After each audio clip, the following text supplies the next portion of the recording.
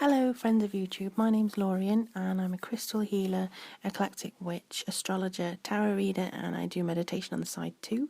This is going to be the Aquarius reading for May 2015. I apologise I didn't get this up earlier on. I know we're already into the first week, but it was a bit of a tough time trying to get this on because of power cuts in our area and things like that. So now I've actually got this online. I hope that it resonates with you. Certainly not harmful to have a look at what the next 3 weeks hold for you. This will be just picking up general energies that are around you at this time, seeing exactly what may come to pass. It won't resonate with everybody. I understand that some people will be on a different frequency. And if you don't feel that the message is for you, that's absolutely fine. Maybe you'll find something else in the other readings for the coming months. But for now, I will just say what the messages come through to me as being important for many of you Aquarians out there. If you want a more in-depth look, I am more than happy to do a one-to-one reading. There's a list of readings available on my Etsy shop, or I can customise a one-to-one reading for you as well. This is basically just a case of emailing me, telling me your budget and what you would like me to do for you. This is also available on email or PDF file, whichever one you want. So just in general, I will now be shuffling the cards and I'll put them a picture up for you. I'm really sorry that I can't speak to you directly again, and many other people know my camera broke, so I'm just trying to do this as easy as possible until I do get the video camera again. But in the meantime, let me just shuffle these cards and I'll see what's coming up for you for the rest of May.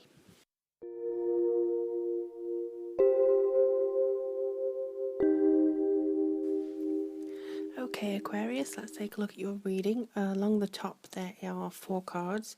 One card represents about a week of energy for May, approximately, and the bottom one gives the overall reading or the general feeling for the month of May as a whole. So this might be the subconscious element that's coming through for you. So it seems like it's a gradual progression, I would say. The first week of May, or maybe even for the next few days or so actually, you could actually be travelling if you can manage to get away. But overall, it's a time that you should be charging up, feeling full of energy and ready to get things done. Your self-confidence is, or has, the opportunity to be increasing.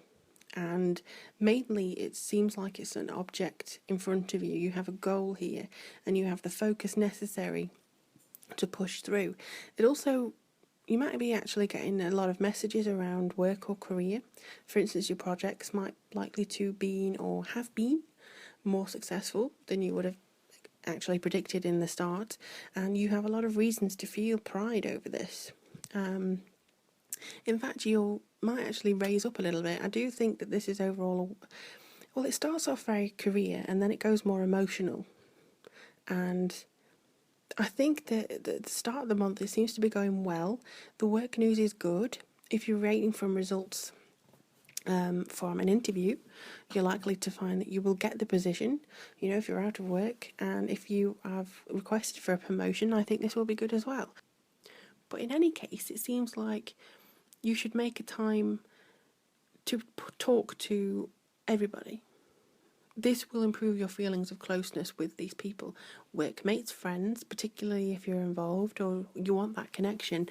I feel like it's a time that you should use your confidence to, or build your confidence by making these connections and networking, because in the second week it seems like you have a big period of very hard work.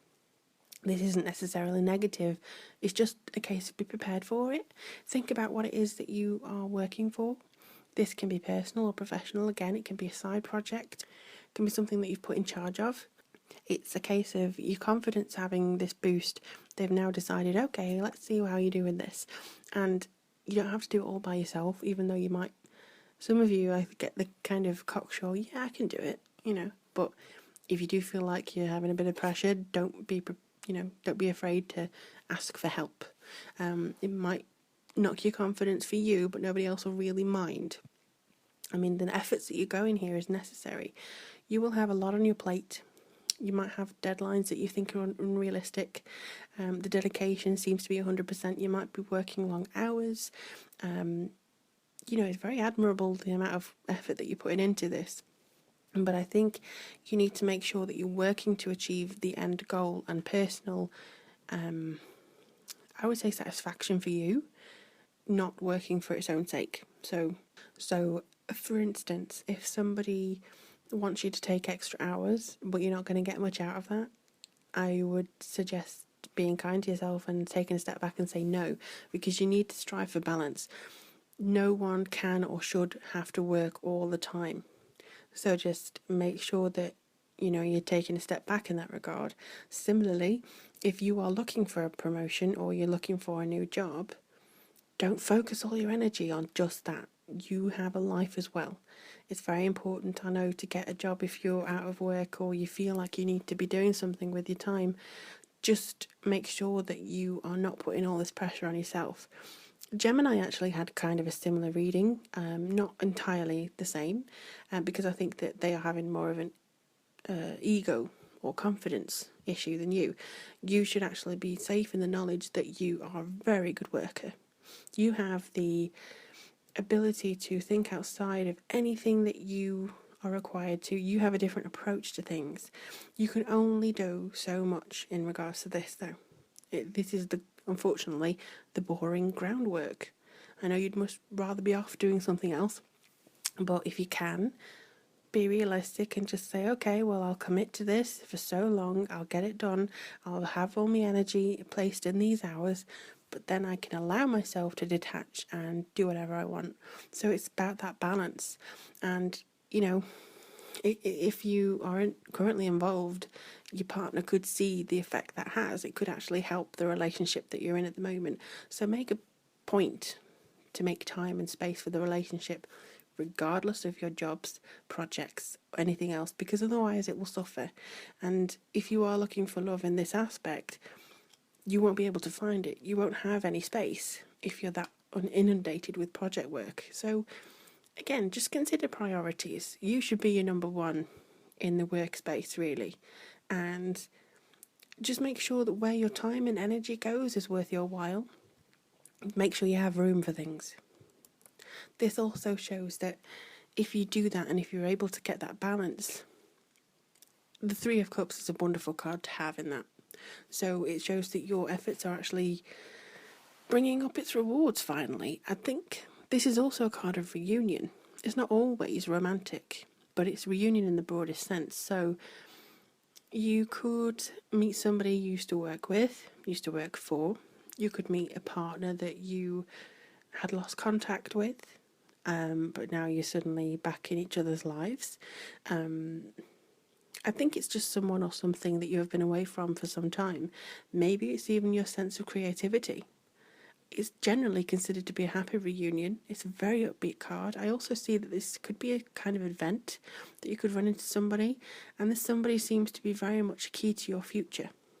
So it's something here that it's not only a celebration, it's a kind of an event that's coming up that I feel would fit into the coincidence factor.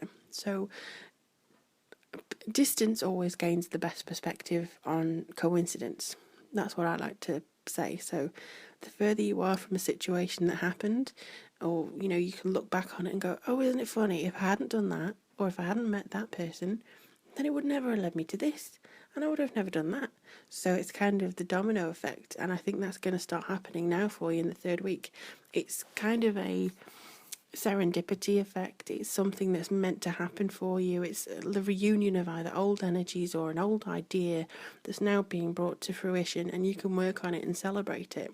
And this may be, it's not a grand event with a party, it's just an event that you will notice. You might not think it's a big deal, but I do feel it's something more like an idea, or something that you've perhaps put to one side and now you can rediscover it, or rediscover a passion even to make something out of it in the long run. It's going to be a key week for you. Because on the fourth week, we have an optimistic, really good card to see in a reading, which is the Knight of Cups. And this one often comes bearing messages, very good, kind of the good news we all want to receive. It's not only going to be kind of the emotional sense, I think it is connected with the work, but if you're looking forward to somebody who's expecting having the baby, I feel it could be now, or happy times, relationships, things like that. It's basically saying you should be proud of your accomplishments and your contributions as well.